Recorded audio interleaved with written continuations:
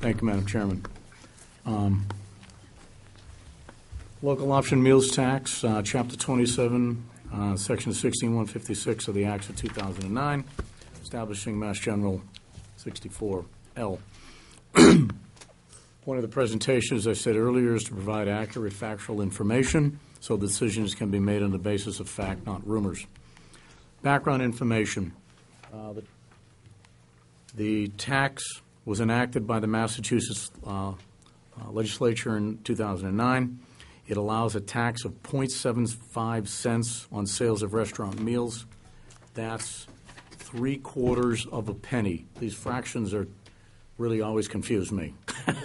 So I want to, 0.75 is not 75 cents. It's 3/4 of a penny. That's what that is. And, of course, it includes stadium food sales. More background information. It is adopted by a simple majority vote at town meeting. The state collects the tax and reimburses the town.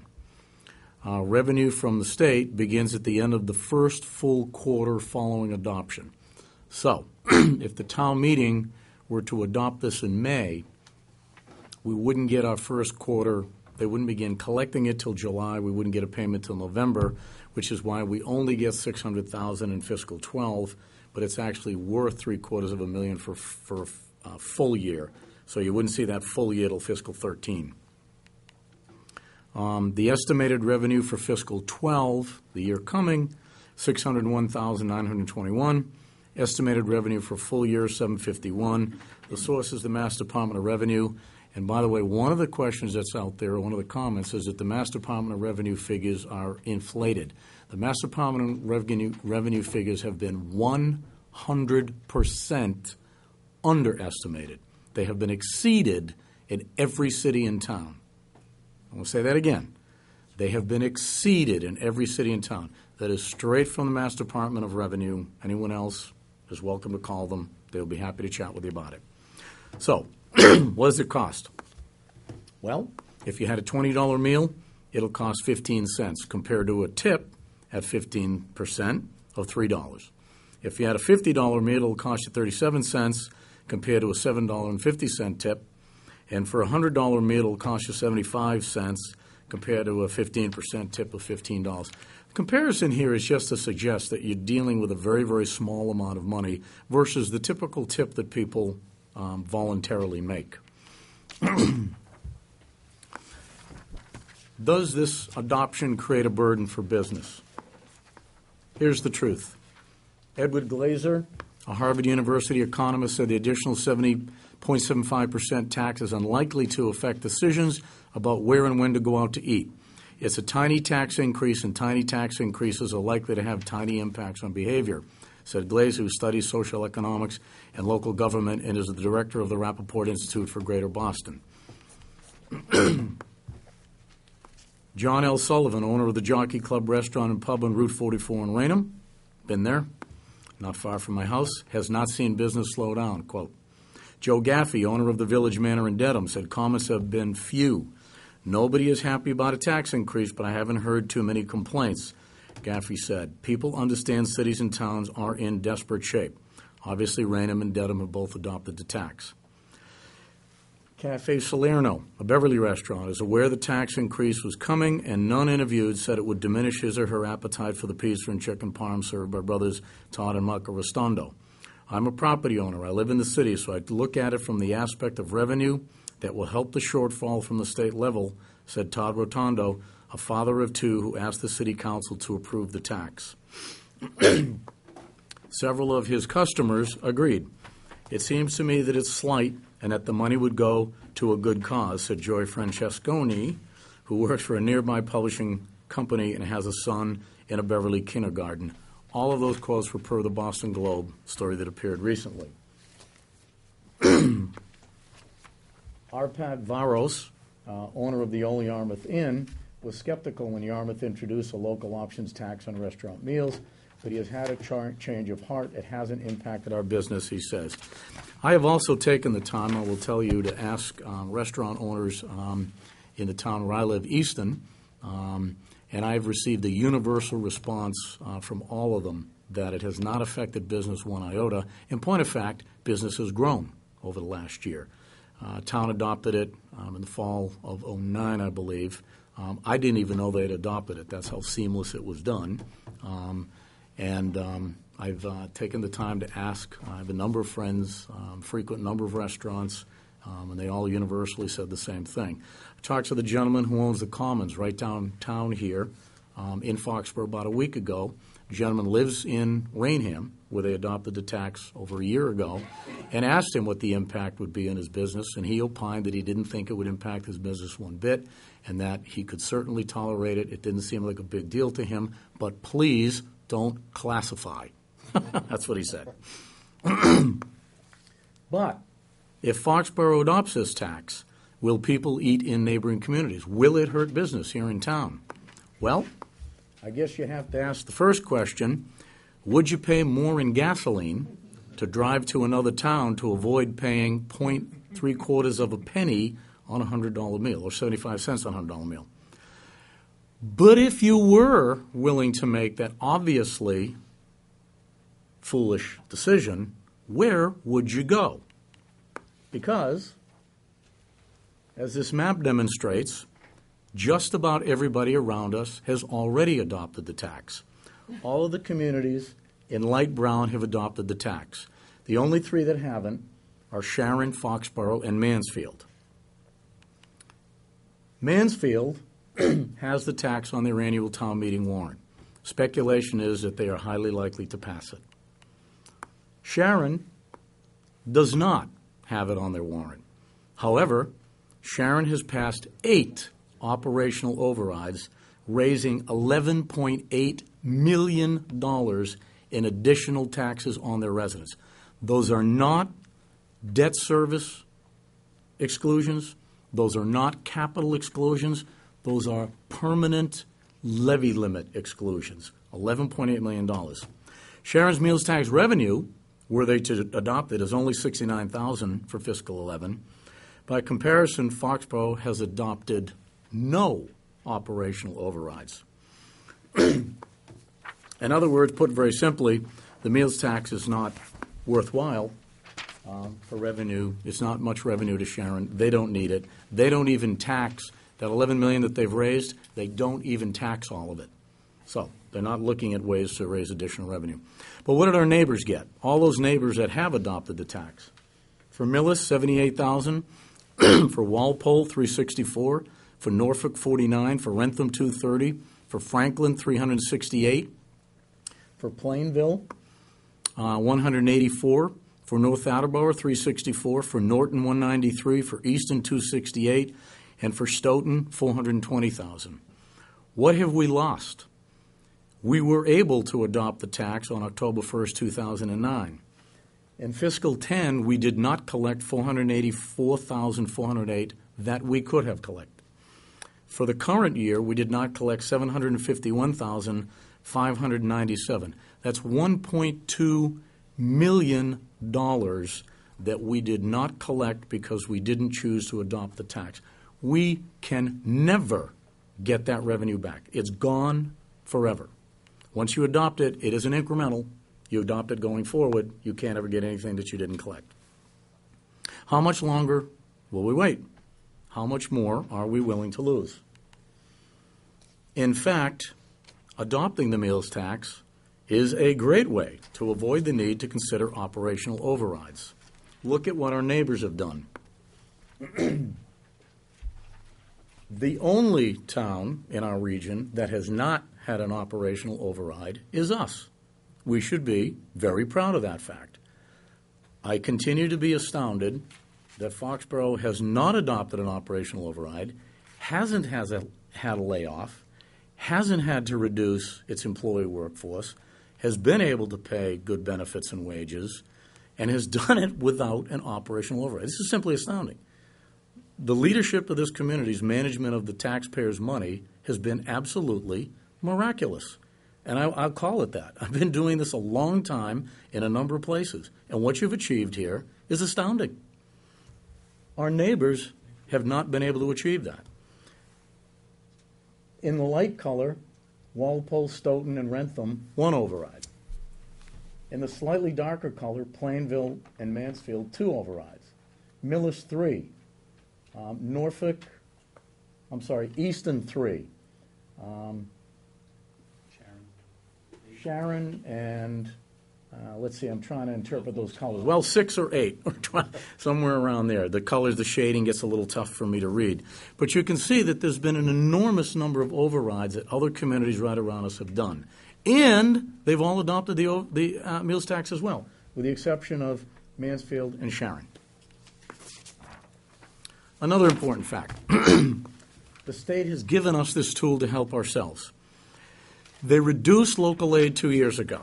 We are not yet in inflation-adjusted dollars back to where we were in 2001. In real dollars, we're not back to where we were 2 fiscal years ago, and we won't get there even with the governor's proposal. It is unlikely, in fact, I will tell you in point of fact, if you talk to Jay, you talk to our state senator, you talk to other legislators, that the state is going to seriously consider increasing local aid level until a substantial number of communities have adopted the meals tax. The logic is simple. We cut local aid, and we gave you a tool. If you don't take advantage of the tool, don't complain to us that we're not using broad-based taxes to share more with you. They said that plainly when they adopted this legislation and sent it to us.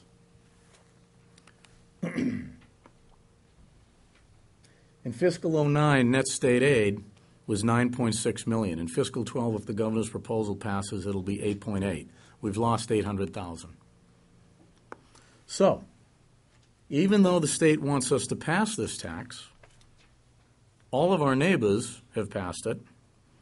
It really won't hurt local business. It will provide Foxborough with much-needed revenue, and it is an extremely small amount. Why should we impose any new tax on ourselves? Because it's not really a tax on Foxborough residents. Consider for a moment where you already work and eat out.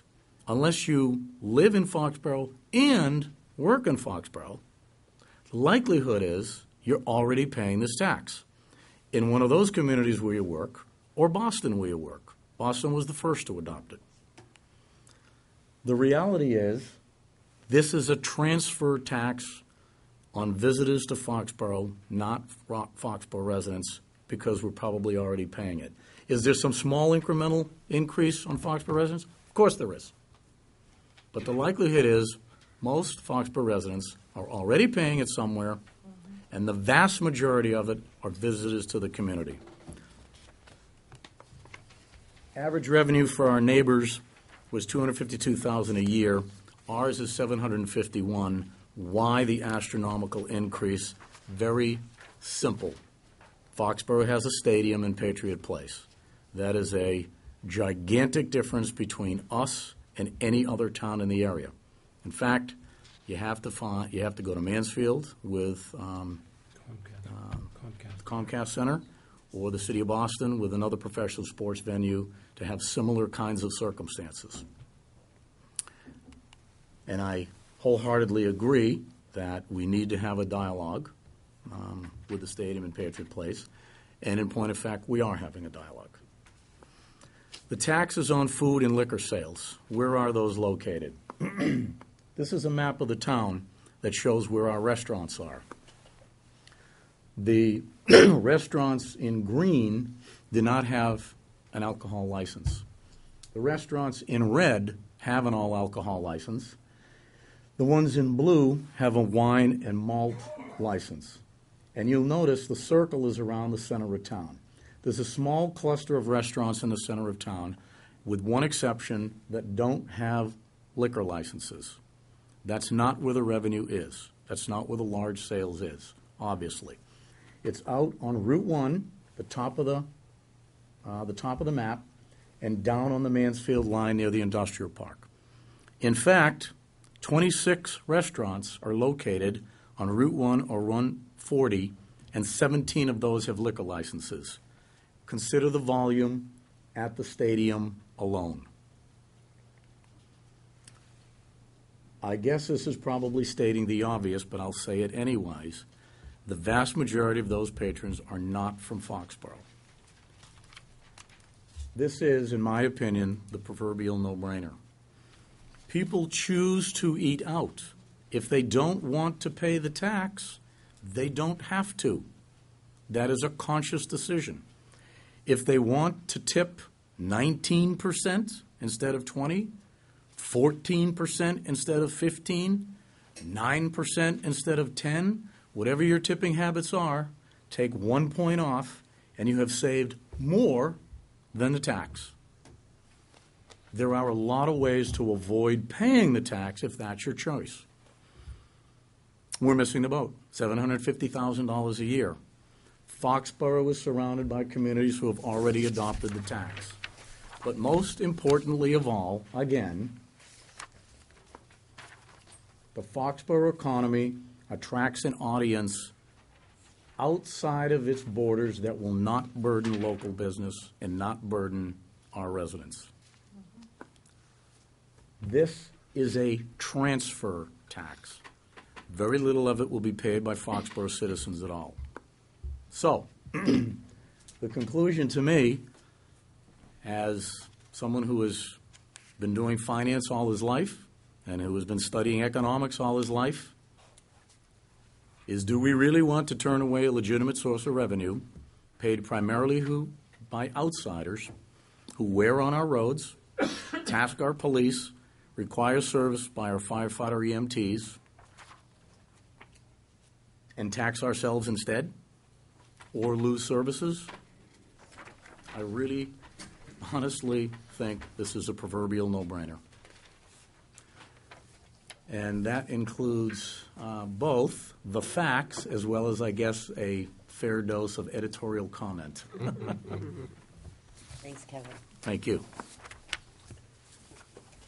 Okay, discussion. And I'd be happy to answer any questions, and I want to give one shout-out to Tim, again, my intern, and going to be a wonderful town manager, who did about 99% of the research that you just saw. That's been occupying his time for about 3 or 4 weeks now. He did a tremendous amount of work, and nice job, Tim. Okay, discussion, folks. A couple comments. Yep. I also want to echo what Bruce said and what other members had said. I've only watched it for a few years, but this is probably the best budget presentation that I've seen, and rightfully so. It's difficult times, and not that we haven't gone up and down the roller coaster before, but I think a lot of people are focusing on this because there's a lot on the line. Each year I have voted, and publicly when I was on the AdCom, talked about level service, and I think it's important for a bunch of reasons, and I think that's what people's expecting, to go towards a level service versus a level funding. I've also voted for the tax increase that we've had every year, the 2.5%, and I also agree that it would be a little foolish if we didn't do that. Most towns do that at the very minimum. I voted for the tax increase last year for the hotel, which is, I think, came in much more than what we anticipated. The hotel tax. And I hear that we keep saying we're getting closer to the time where we're going to have to make some concessions. And each year we skim through, we barely get by the meals tax, and we have not had the concessions. We have not had serious discussions on the COLA until recently, the benefits.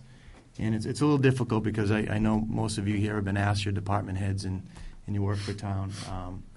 And I also went to that same meeting last year, Larry, where, kind of went in the direction where it was kind of a little anger towards that. And that's what this is not about. It's the very basic question, can we afford to be doing what we're doing? Can we live within our means? And if we can't, something's got to go, whether it's a service or whether it's a tax. And I think that's where we're kind of at the pinnacle of that right now. I do appreciate your meals tax presentation, and you did have some commentary on it. And some of the things I pulled out of that was, it's a tiny, tiny amount.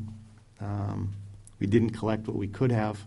I'm not sure how we could have if we didn't vote it in. I mean, this is a tax, it's an increase. I I probably, I work in this town, I live in this town, so I pay the tax. It's not, it's not 3/4 of a penny. It's 3/4 of a percent. So if it's a $2 fee, $2 bill, it's a penny and a half. If it's a 10, it goes up. So, and I remember when this came about. It was when the meals tax was low, and the state came to each town and said, well, we're going to increase the state portion of the meals tax, and here's something that you can do on your own. So it didn't come without something. This is just a small increase on a tax that just keeps getting bigger. Just like, you can use these same arguments, it's tiny. When we did the tolls, so, are you really going to spend money to go around it, extra gas money? You're probably going to go through, it's only 25 cents. I haven't seen many taxes that's gone down, and this 0.75% will only go up. Might be 5 years from now. And it's difficult. It's difficult to say no to money that's coming in. But I think that if we don't say no to it now and then tackle what the real issue is the spending and living within our means, there's not going to be another tool to do this later on. You look at the different towns, they've already gone through this. They've done their negotiations. They've done discussions with their unions. We haven't done this because we've been lucky. And I think it's time. I'd rather focus on that. Do I want to go to level spending? Probably not. I'm probably thinking towards the C plan, which makes sense. But I won't support it if there's a meals tax, because I think we can do better than taxing it. Is it, like Bruce said, is it inevitable? It's probably going to come. How many towns do we have in Massachusetts? 351. About a third of 130 something at last count. Yeah. So, even though our neighbors have supported it, the majority of the towns in Massachusetts have not. And to be fair, when you do a presentation on the benefits of the meals tax, we should have somebody come in and saying the benefits of not doing the meals tax. You go out to Western Mass, they haven't done it because there's a benefit not to do it, and it's clear to them. So there was factual information, but there was a little commentary that kind of swayed it towards this group that's here now. So, I understand what you're doing. It's hard to pass up that amount of money. It is. But to tax just because we can, and it's only going to go up. There's no taxes that go down. And I don't see that, we're having this discussion 10 years from now, and we're going to be laughing when it was only 0.75%. So, Jim, would you consider, if it were used for road repair and used it for funding the OPEB, would that make any difference to you? The money that was going to go into the unfunded liability is being transferred over to the main budget, and then this would go into the OPEC. So it's a little bit of the shell game. You're taking what we should be sending in one direction, you're sliding it over, and then you're putting in the meals tax. So, and I agree that the roads need help. We've been sleeping at the wheel a little bit on that, on the master plan, on figuring it out. And I think this is something that we should have looked at incrementally. But to throw in, what we're going to get this year, 500 and something thousand, and a $54 million budget, 1%. If we can't squeeze out of our budgets 1% and say no thanks for a little bit of time till we bring down some of the costs, I'm not saying keep them parallel to what the private sector is doing, but I know everyone that's made cuts, and I just haven't seen it coming from Foxborough. So, Jim, can I ask a question? Thanks. I kind of view what we have on Route 1 as sort of like an asset that we should capitalize on. I think we're, really, it's a good opportunity for us. I didn't support what Larry had suggested probably a couple of years ago, maybe, which was to not tax to the levy limit, right, and instead let's use that. And I totally disagreed with you, but it's an idea to float. At a minimum, I mean, that would be preferable than not taxing it, I view, because again, I think for the most part would be taxing outsiders. So, why miss that opportunity, which would allow us then to benefit Foxborough taxpayers if we were to use Larry's suggestion of not taxing to wait long on the ball and you come around. I had to say I still disagree with you, but the point is, again, if we're wearing our hats as very selfishly, what's the best thing we can do for Foxborough residents? I would think it would be to impose this tax. I like the idea of what was suggested tonight, the OPEB or the roads, or certainly if it's necessary to keep the schools, in good shape, or, whatever. I think that's, that just makes sense to me. Is that, do you disagree with that? It does to a little bit, but look what happened last year when we did the hotels tax. What happened to that? And how, offhand, probably putting you on the spot. Do you remember how much we anticipated on the hotel? It was hard to dissect exactly what came from the increase because there was also the new hotel, the Renaissance, that came online. So the two got blended, and we don't get a split out. But the increase, and it was after a down year, was probably about $450,000. But the Renaissance contributed a significant share of that. So it's probably $350 might be a reasonable number. I mean, we don't need to debate it, I guess. Yeah, because it's gonna be town my meeting. concern is you tax it and you throw it in there. And if you want to, put it someplace that has more merit than just throwing it in the general fund, I agree with that. But I just, it's an opportunity to say no to a tax, and I don't know if we'll get another opportunity to do that. Simple as that. In the audience? Yep, go ahead.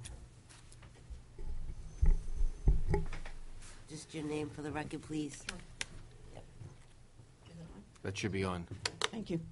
I'm Jean Bonnell, but I'm here for Vicki Lowe, who is very ill, and she could not be here. But she did ask me to make a statement, and basically, about the meals tax. But basically, everything has been presented. And I must say, I'm amazed at this budget. I don't think I've ever understood a budget before. This is the first time. This is Good to Tim. Your turn. This is really wonderful. Sorry, Tim. But, as Vicki wanted to be pointed out, that the state has offered us this tool, as we have said. But those affected by this additional meals tax are using their disposable income to eat out. Many of our seniors in this town don't have disposable income at all. They're barely surviving in their homes, and we just really need to think about that. Thank you. Thanks. Well, I'm sure everybody knows I've voted on it twice that I'm not in favor of the meals tax. And although you're very, very convincing. But Close but no cigar. There's huh? a couple things like in your presentation that I see a little differently. That we're talking about, okay, instead of giving 10%, you only give 9% for your tip. That's what I was talking about at town meeting, where you have a waitress that's making what she can, and maybe she's a senior citizen, and she's doing what she can with what she has, and she's going out there every day working, and you're going to take another dollar away from her. It's just, I know it is the dribble down effect, and it does affect people that live and work and eat in this town, just as much as it does someone coming in, and that's one part that I just wanted to say. Linda, on that point, could we maybe have Tim contact a few of the towns and see if waitresses have seen that happen? I wouldn't do that. I wouldn't cut down on their tip. I understand. I understand. I'm just going, Gene. We tried to do that, so let me comment on that. Okay. Here's what you can't get for information. What we tried to get the Department of Revenue to give us was sales tax dollar figures for communities before they adopted the meals tax, and the same dollar figures for after they adopt it. The problem was, prior to the adoption of the meals tax, most restaurant chains reported tax revenue on a corporate regional basis, not on an individualized restaurant-by-restaurant basis. Now, since the passage of this law, they've had to change their reporting. So we don't have good statistics before and after adoption of the tax. So the best anybody has right now is anecdotal evidence, which is why we talk to restaurants, why we put that information up there, why the Boston Globe did its story. I will tell the board prior to My son, my youngest son going in the Army, he was a waiter at the Cheesecake Factory in Boston, at the Prudential Center. I asked him. He made more after the adoption of the meals tax than he did before. Absolutely not a shred of an impact on tipping. If you ask people in communities where the tax has been adopted, did it affect sales? If you ask restaurant owners, as I have, did it affect sales? You ask waiters and waitresses, did it affect their tipping? I have not found a single person, not out of literally dozens and dozens and dozens I've asked, that reports any variation.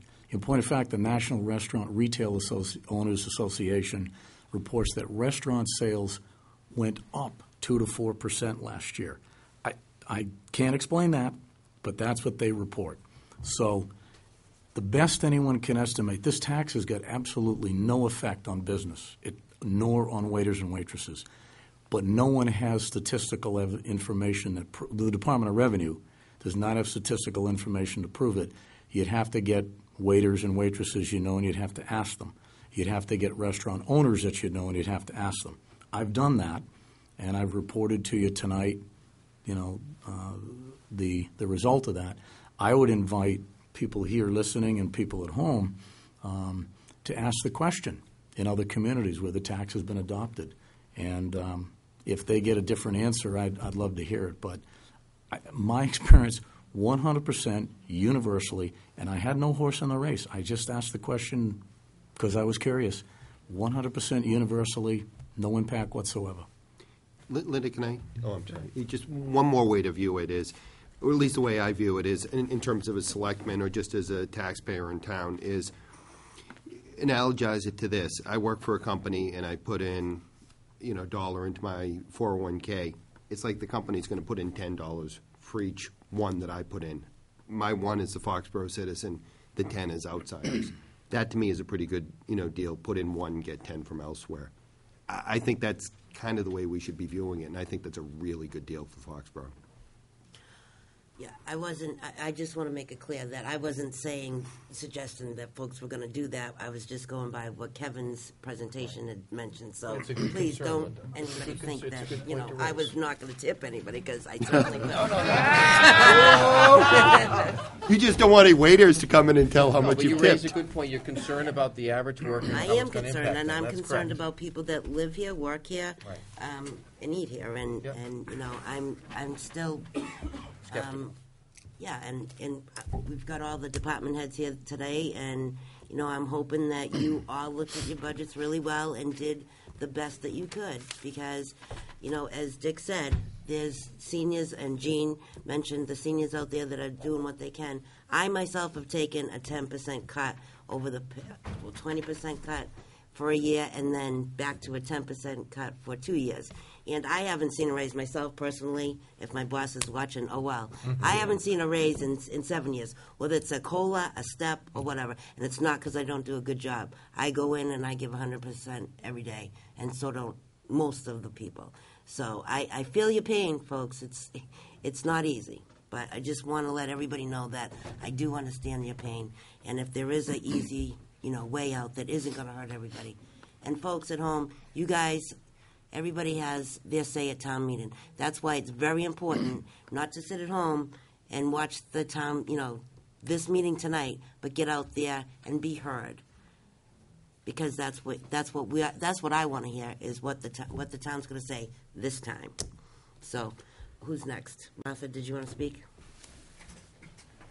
Yeah, one of the concerns I have is, we can pass the meals tax, but we're also looking at the possibility that there will be no football games next year. So that's a big draw, and that's a big concern for me, because it not only will impact this budget, but it'll impact the expectations that this town has as far as road repairs or paying off the unfunded liability. So I think even though if you pass it, that money might not be there, and I hate to see us just anticipate that this gold mine is going to occur. So I think we still have to build our budgets with the intent that we could be in serious trouble even if you pass that meals tax. So I don't want us to plan accordingly. I want us to do the best job we can to make the cuts we need to make. We need to pay attention to insurance. I don't know how many times I've said it, that you have to look at the co-pays and you have to be mindful of what's going on in the insurance industry. And there's a lot that we still can do, and I think we continue to do. But I don't want us counting on that money that might not be there, even if you pass it. So I think some of us need to take a step back and say, you know what? There's two possibilities here. The money might be there, but it might not be there, because I can't imagine somebody coming from New York to celebrate not having a game there and supporting those restaurants. Those restaurants are going to suffer just like everybody else. So I think our expectations for next year should be a little bit guarded, because there's a very real possibility there's not going to be football. So just food for thought. Could I just have just a quick follow-up question to that, to Kevin? And I'm sure you have an answer to this, but two questions from that. How do we recommend a budget with an anticipated tax that may or may not happen if the voters vote for it, or recommend a budget and the voters say no? Well, that's actually the beauty of Larry's suggestion, because if you take Plan C or some variation of it, then here's what you're, and recall, Plan C is that we're not going to take that money and put it into the budget. We're going to put it into things that we couldn't otherwise do. The nice thing about that plan is you sit back and you wait a year until the tax revenue comes in. And if Martha's correct, there's a strike, it won't be $750, it'll be something substantially less than that, whatever the number is. At the end of next year, town meeting takes real dollars out of the general fund and moves it to OPEB or road repair or whatever it wants. So we won't appropriate money we haven't yet received. That's the nice thing about that approach. If you were going to take that revenue and you were going to put it into the operating budget, then you would have to anticipate the receipt. And I certainly agree. That is more than a little bit dicey these days. At the current time, as the board's aware, the majority of the impact, if the NFL owners don't come to agreement with the players and we don't have a season or a substantial loss of part of the season, the big loser for us will be the capital budget, because that's where we take that extra money and where we put it. So the nice thing about the hybrid Plan C is that we're not going to be in any kind of bad shape. The money doesn't emerge, then you don't have as much to appropriate at the end of the year. If the money does emerge, then you have more to spend. Okay, that was the first part of the question, but the second one was, what if the voters say no and it's in the budget? How do we, we get, regardless if it comes in or Article comes to 4 fruition? on the warrant Yep. is adoption of the meals tax or not. We have to have two budgets ready. Okay. If the board's decision is to put the meals tax into the operating budget, then we have to have an option which has the meals tax in the budget, and an option of a list of cuts that will occur if the meals tax is not adopted. Okay. In my opinion, and I feel very strongly about this, we need to be absolutely clear with the public exactly what those cuts will be, and there can be no pulling back. Once the decision is made, meals tax supports these things. If it fails, then we must make those cuts. No last-minute rescues. Oh, gee, this happened. Well, you know what? If something favorable happens, put the money in the bank, use it for fiscal 13. Goodness knows we'll need it. Otherwise, credibility with the voters is completely destroyed.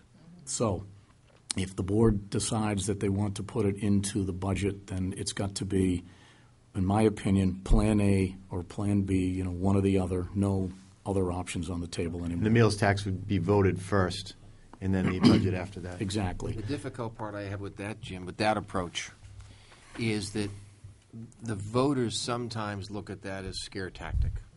So if you don't vote this, I'm going to cut all this stuff. And that's why part of my rationale was, if you take it out and you put it over here, if they want the road repair, if they want to fund the OPEB, they can. If they don't want to, they don't have to. I mean, the roads will still be the roads. They will be bumpier and more potholes and things, but they'll still be there. So they can make that decision. And going back to your other comment that, well, yeah, but we're moving the $300,000 out.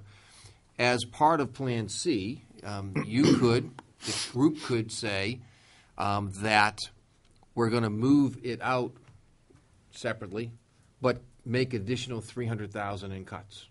You could do that. Okay. And so you could say, I'm not going to just switch the money around, but that would mean the schools would have to come up with another $200, and the town would have to come up with another 100 on top of what's there. So if you take a look at, if we were to agree to let's just, argument's sake, we agreed to the copay changes that were recommended in option C, and let's just say we did a 2-year phase in on the retiree, the 50%, the pre-55s.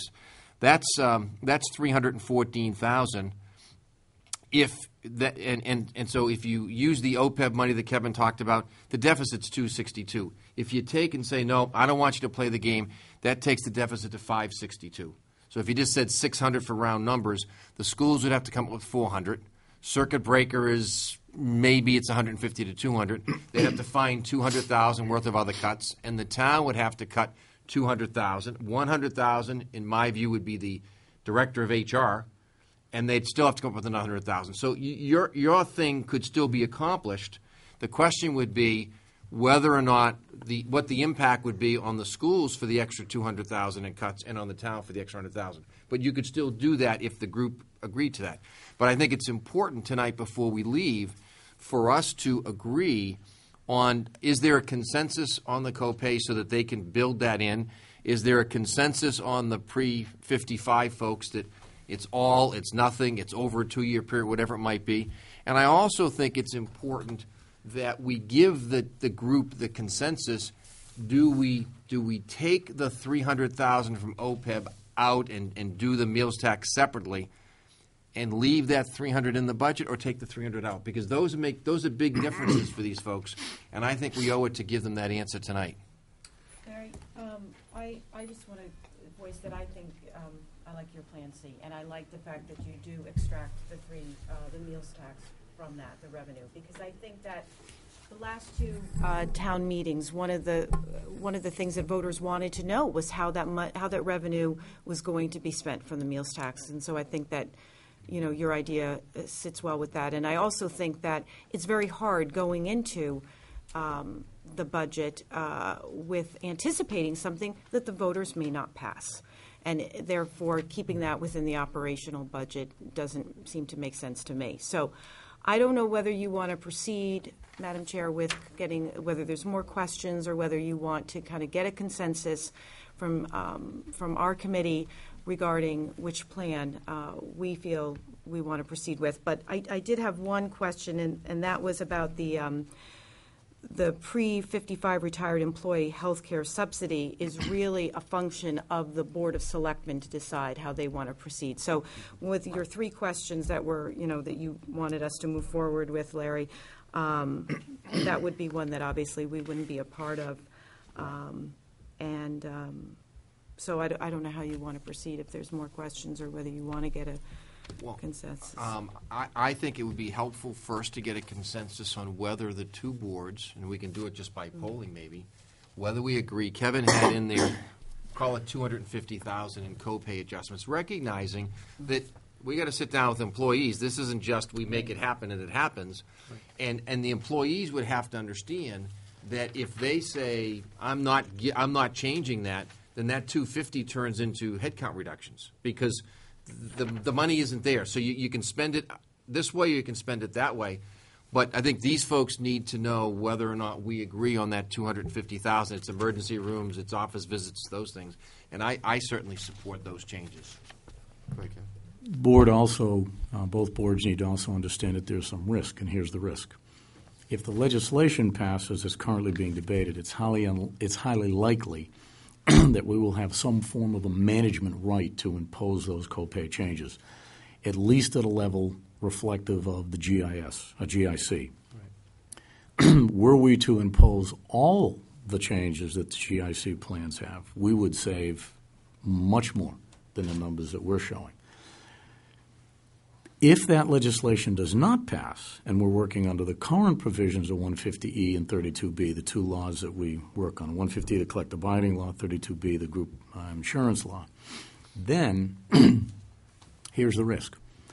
We will bargain. We will bargain to impasse. It is unlikely that our employee groups will agree. And remember that some unions already have contracts for next year, so you can't bargain the change.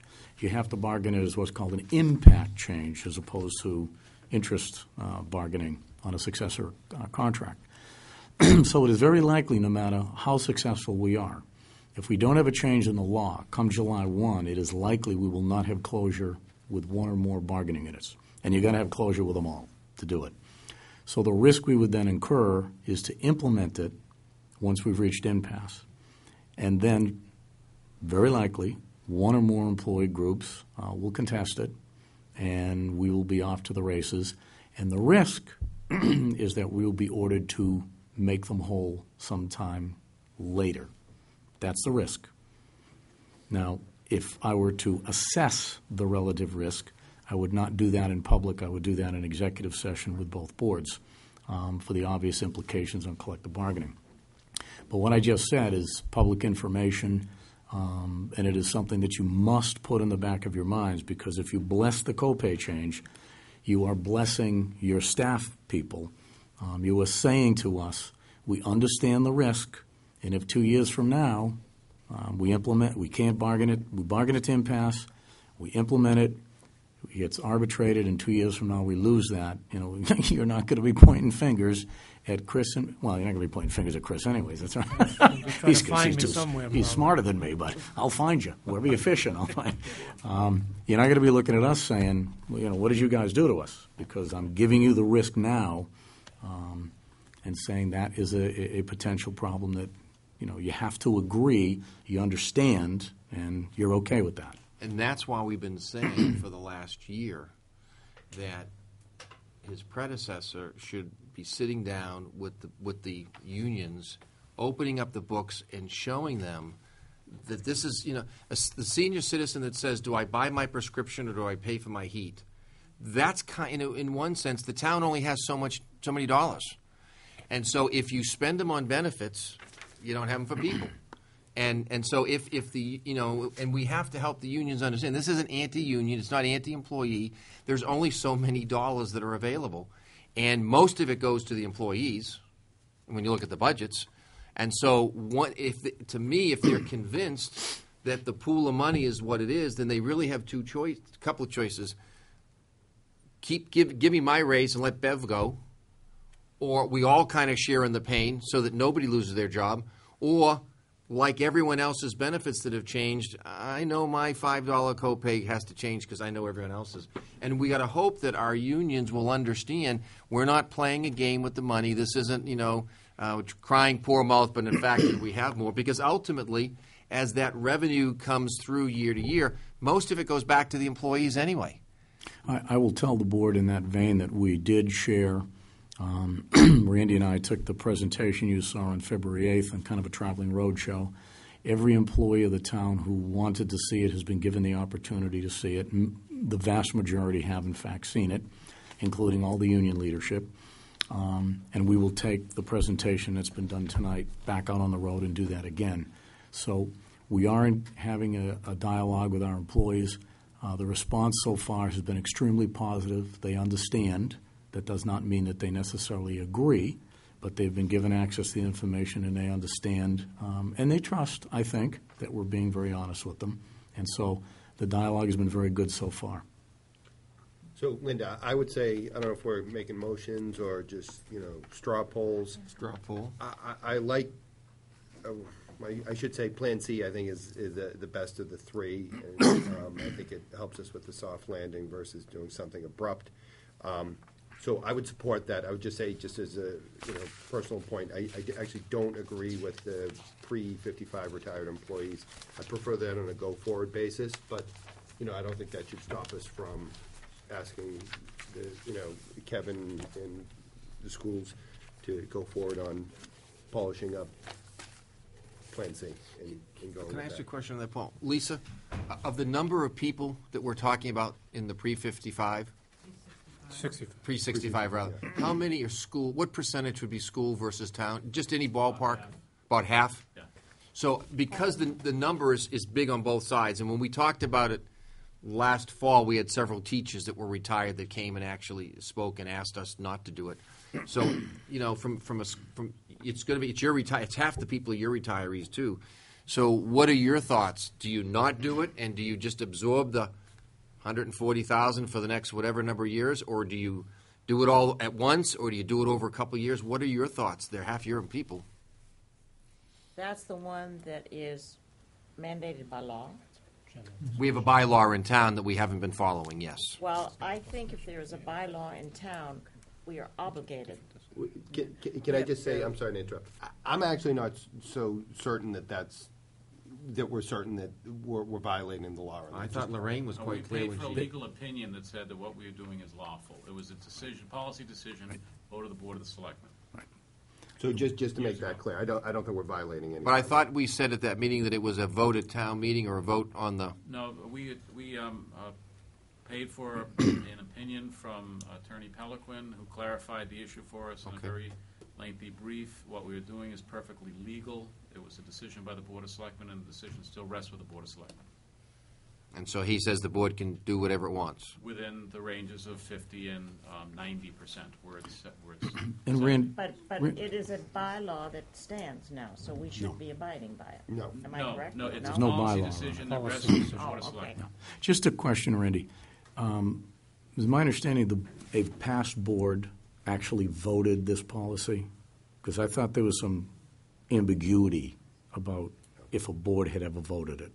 There was some question about that, but that was the presumption that Okay. it had to have been done, otherwise it wouldn't have been 70. I read that opinion, Randy got that to me recently. I just want to caution everyone, I'm not 100% sure at this point that anyone can produce a vote of the board on a particular date. Absent a vote of the board on a particular date, it should have remained 50%. Until I can find that vote, I maintain that what's currently being done was a mistake. Now, not illegal, but a mistake. Somebody said it's 70, and the mistake is a common one. Other towns have made it because the employee was not the first post-55, pre-65 employee was not Medicare eligible, so they have to stay on the same plan that I'm on, Randy's on, active employees. We get 70% paid by the town. That's what active employees get. So somebody said, well, you must get 70% too. And that was factually incorrect unless the board took a vote. But we don't know when that vote occurred. Nobody has yet found that vote. And we know for certain that it wasn't a town meeting vote? There is no town meeting vote. There's only one town meeting vote, which adopted retiree health insurance, adopted the statute, and that statute, which is a provision 32B, sets it automatically at 50-50 and says to increase it requires another vote, and then there's multiple ways to do that. If you read the statute, the plain language in the statute says requires another vote of a town meeting, but there's other ways that boards of selectmen can do it through regulations. The lawyers, that's why you got I think, a 6-page legal opinion on it. The key thing is there's been no vote of town meeting on it, and I haven't yet found a vote of the board. Until I find a vote of the board, it's a mistake, not a conscious decision. And this mistake goes back to the 1960s, early 60s? I don't know If how recall. far back it's been researched. In 1965 was the 50-50 vote. It was the evolution of the active 70-30 split. It was an evolution over time. Like there must have been one employee, then another couple. So there's no pinpointing of time because it seems to be an evolution. Back in the day, most people didn't retire before 65, so that question never came up. But And it that's seems like it's an evolution. right. And that's the way it spins out commonly in towns. As you know, I used to consult in this area to towns and private employers, and this is a problem in a number of towns. And what has been the case invariably, in my experience so far, has been that a clerical person is enrolling a person one day who is a Group 1 employee, typically, police or firefighter, or there was an early out for teachers some years ago, and so you had blocks of people, 56, 57, 58, retiring. They weren't Medicare eligible, and so the clerical person said, oh, you've got to stay on the active plan, you get 70%. And that's happened all over the state in towns everywhere. No boards, no town meetings ever made a conscious decision. It just got a decision made by a clerk who thought they were doing the right thing, and it's been replicated over and over and over until it becomes the practice until someone someday, and in this case your auditor, looked at it and said, wait a minute, when did you decide to do that? And so, again, until someone shows me a vote of the Board of Selectmen recorded in the minutes, I will continue to believe it is a mistake that was made, which there is an argument that can be fixed administratively, but I wouldn't presume to do that, particularly since council has now given you an opinion that says it requires a vote of the board to change it. So we could actually do it one way or the other, right? So, and I'm asking that question. We can just hit it square on, never mind finding out if there had been a vote in 1970 or what. We'll just make a conscious decision now, one way or the other, right? The pros would save money. The cons were dashing what's an expectation of an employee. They retired when they thought they were going to get X amount. They're not. Or they have to pay X amount. So why send someone looking for it when we can just hit it square on? And you could do it, Paul, you could do it today going forward and have a two system and let these folks that were exceptions, but then the folks who don't get exceptions complain about that. Or you could just put everybody on the same footing and, as we said, being sympathetic to those folks who retired some just a year ago and before this came up, thinking that's what I was going to have, and doing it over a 2-year period so that there's some recognition of the hardship it creates. But on the other hand, not changing it puts a hardship on all the folks that are still here and those that are getting those that are paying more for their retirement than these folks are paying. Blaine? So I just wanted to say that I support Plan C with the copay changes. Again, suggesting to look at deductibles too. Also, the additional copay changes. Just another analogy for, I think, a reason to consider adopting the meals tax. You know, in my family business, if I was given the opportunity to make 0.75 cents on every dollar of service that I'm providing, I would seize that as a business owner. And so I think it's important to view our town as, I think it's our fiduciary responsibility to the town to view it that way, and that we should suggest that the voters seriously consider this option. Is there anybody opposed to the copay on the two boards? Is there any? Okay. How about the pre-65 folks? Larry, I think that's a discussion that we should have as a board separate, Okay. just because that has always been recognized as, your policy to determine, and I think it would be putting us in a position where we're not ready to discuss that, right? I mean, the rest of the board can speak, but I think that might be more prudent for us to discuss it as a board. So could I take a straw poll on the Board of Selectmen as to whether or not you would be willing to phase that in over a 2-year period? I'd like to do it on a go-forward basis only. Okay. Just all right. period. Lorraine?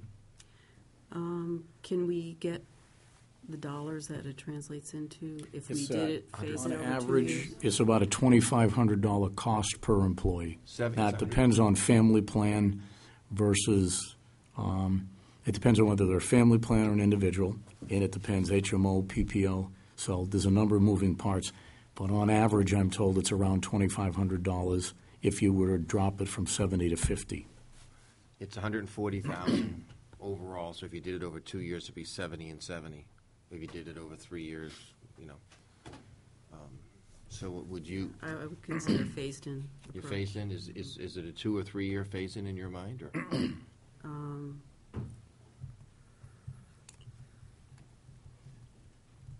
I think 2 years. Okay. Jim? Correct me if I'm wrong. This went through this board recently, a year ago. Probably a year ago. We Discussed discussed it. We discussed it, and we had all the numbers, and I think the people were here. Actually, a union rep was here from Mansfield. Remember, came in. So it's not new. I think we came close to voting on it. For some reason, it didn't get voted on, and now it's a year later. So I think a lot of people are kind of holding their breath for that whole year. So it shouldn't come to us. It shouldn't come as a surprise because it was well publicized at that time. So I think I'm with Paul that it's either yes or no. Well, Paul was for today going forward and take. How many people do we have now? 52. 52 would be exempt until they get out of the system.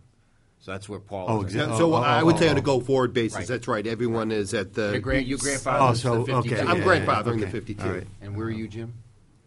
No, I don't think it's, I think it was a mistake, and I think there's been a 40-plus years of a benefit of that.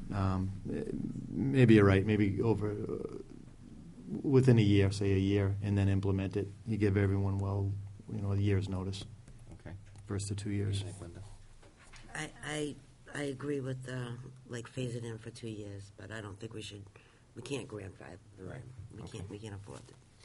So, I'm sorry, so what you were saying is wait a year, implement it to everyone else? I'm not sure what I'm saying is not to grandfather it. Those Right. people Yeah. should be on the same platform as everybody. Okay. Whether it takes a year to do that as a grace period, I think probably everyone's hands are a little muddy on this since it's been going on for Right. 40 years. So give them a year is what I'm saying.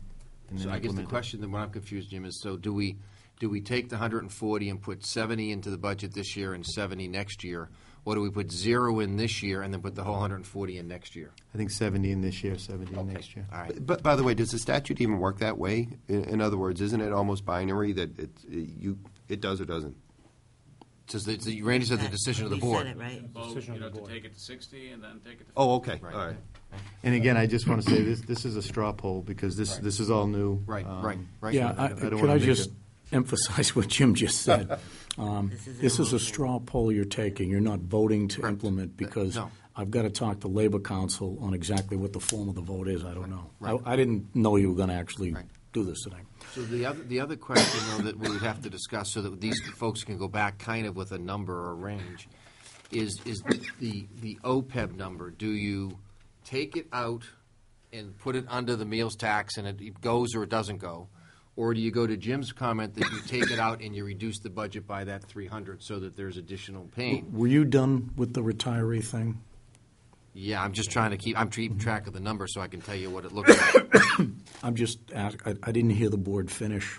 I think we had 4 that Phasing said in for over a year or phasing in two. and 1 that wasn't. I haven't gone. Grandfather. Thank you.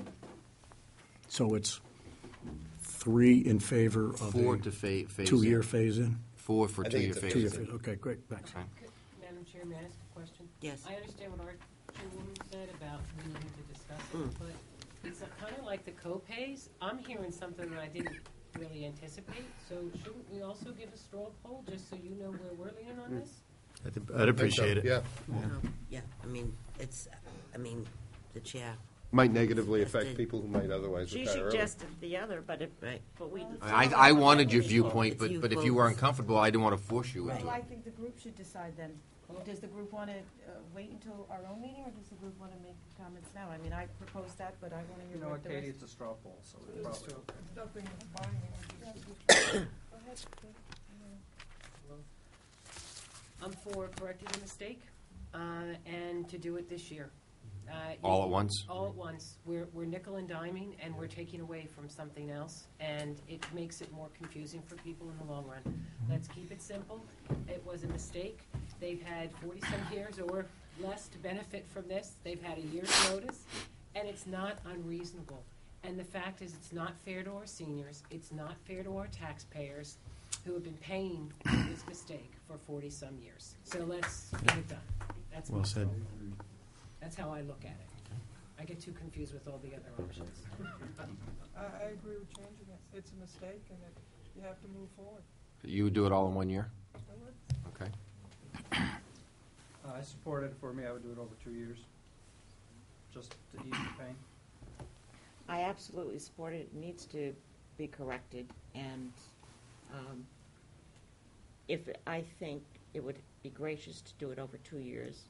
2 years is not complicated, especially when you give them facts and figures. I support it, but definitely phased in over a 2-year period. So 3 phases. So now, let's go back to the I'll OPEB. get that research so that we know what the form of the actual. Right. Right. So that takes, the deficit today then is now 562. but we also have this OPEB issue. And do we move it out and deal with it separately, or is Jim's suggestion, do you move it out but keep the deficit at the 562 level versus reducing it to 262? Because if you take it out, Paul, the 562 goes to 262. Jim's saying that's just kind of a shell game moving it. You ought to cut the 300,000 if you're going to take it out. Is that about right, Jim? Yeah, and my thought on that is, what's the unfunded liability, 2 million. 62 million? You know, I have a crystal ball just like everyone else does, but if we've got to take a year off from doing that, or focus on something else, we're down here. I'm hoping, I'm praying the economy's going up, and then we revisit it again. But you know, we let it go to 60 million, $60+ million. To lose staff because of that this year is probably not going that direction. So, I mean, that's not what. Would you restate that? Because I don't think that's what you just. So you're saying. Well, I'm not in support of the meals tax. So if the meals tax then you just, doesn't go in, it's just not funded for a year. Right, that's different than what you said, Larry. Because if we all agreed to move it out, then the figures that these two have to come back with is they have to cut their budget by $262,000, 70%, 30%, and they've got to come back to us and say we're out of balance by, call it the 300,000 because we took out the 300, we took out the 144, we took out the 100, we split the and it comes down to 262, of which he's got to do 70, he's got to do 30 if that's what the split is. And in Chris's view, at least from what I heard earlier, his portion on that's about $185,000, and your special needs will be pretty close to that, so that the schools should be able to still maintain level service even with the cuts. On the town side, we'd have to cut $77,000, but if we eliminated the HR person, which is $100,000, Kevin would then have to add back $23,000 because there's a risk of not having the HR person theoretically, or he could recommend it be the police officer or someone else, but he would have to still come up with $77,000 in cuts. And so what it would do is it would still be reductions. It would still be close to level services, and the meals tax would either pass or fail. And if it passed, the consensus seems to be that it would be used for those kinds of capital items like funding the OPEB or funding the roads. And if it doesn't pass, then the funding doesn't go there. But if it doesn't pass and the funding doesn't go there, then in fiscal 2013 we have to come back and say, then we've got to put it back into the operating budget because we have to start funding it. So if it doesn't get funded through a meals tax, it's going to have to get funded in fiscal 13, and that means you've got the $560,000 hole plus another $300,000 hole. So before fiscal 13 starts, you've got an $800,000+ hole. You're assuming that the economy is stagnant. Right. But there is a potential for it to go up. There is a potential for it to go down. Right. I just want to remind both boards of one reality with respect to OPEB before you vote this, because what I would hope you won't do is create a plan that makes OPEB dependent upon the meals tax, and if the meals tax fails, then OPEB is out of the budget. Because OPEB is at $62 million the last time we analyzed it, which is now 2 years old. We have to analyze it again. It is now bigger than $62 million. That's just the last time we looked at it. The ARC, the annual required contribution, is $1.6 million. So if you only do $300,000, not only have you not satisfied the ARC, but you just made OPEB get bigger because it's not arithmetic, it's geometric. It compounds and gets bigger each year. So not funding it at all, in my opinion, is not an option. It has to be funded. And not in the form, if we don't do it. So here's what I would recommend to the board. If you want to make it dependent upon the meals tax, by all means, I think that's a smart plan, obviously. But I think the backup plan is if the meals tax on Article 4 were to fail, then OPEB is back in the budget, and we have to cut that out elsewhere. You have to cut 100, you have to cut 200 to cover. I have a question. Can you just have some information about what other communities Whoa, are whoa, whoa, wait a minute. Wait a minute, Kevin. Once the town meeting passes the budget, Right. that's our budget. Right. So we'd have to come up with some, like we have when the revenue's not there, which we've done the last 2 years. We've come up with funds for this year when the revenue wasn't there. We came up with even more the year before. So it wouldn't be necessarily making, I just want to be clear about this, it wouldn't necessarily be making the cuts on the table and reducing teachers. You'd have to fund it. We would own that, whatever that piece was. And my only point was, Chris, before we go into that, Right. there should be a common understanding that Right. said, if it failed under that circumstance, Right. the two of you have to come back and figure out a way, or you're Yeah. almost retired by then. So Deb and Kevin have to figure out a way to find that 2-in-1 in their operating budget until we get to the next fiscal year. Yes. We'll know by May 9th, late in the night, whether it's funded or not. Right, that's correct. Right. I think I can keep working a couple more days. You must have some vacation time, I don't can you? do that. I think I can do that. No, but we will own that, but I just want to be clear that it's Right. not, I don't want people at home to think that, on May 10th, we're then going to, reduce a teacher or Right. cut a program or something like that. That could happen, but we've been able to meet our obligations the last couple of years when we've seen revenue shortfalls. At the same time, on the optimistic side, there may be revenue enhancements somewhere along the Could line. change. Yeah, the If you- numbers are if- gonna change if you between get- now and If then. you get the money for snow, if Right, you, right. there's So- other things there that could offset Come that in- whole come into deficit play, picture. sure. So, Can I ask a question about the unfunded liability? Right. What are other communities doing? Almost Okay. nothing. Okay, so what were to happen then if we weren't going to do anything? I mean, other communities are struggling more than Foxborough. They're not funding their unfunded liability. I'm not proposing that we No. shouldn't. It's like but what Social I- Security, though, Katie. You pay out of the current funds, so we'll be paying more and more for the retirees out of the current. The reason why General Motors had trouble is at one time they had 50 workers for every retiree. They went bankrupt when they had 2 workers for 50 retirees. And we're going to get into the situation where we'll have so many retirees being paid for by so few people working, it will consume substantial amounts of the budget. And the longer we postpone it, the more painful it's going to be. And so most communities haven't been willing to deal with it yet. There's only a handful that have.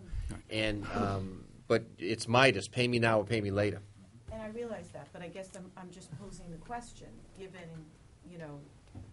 the fiscal constraints that we're facing right now, and even possibly more so next year.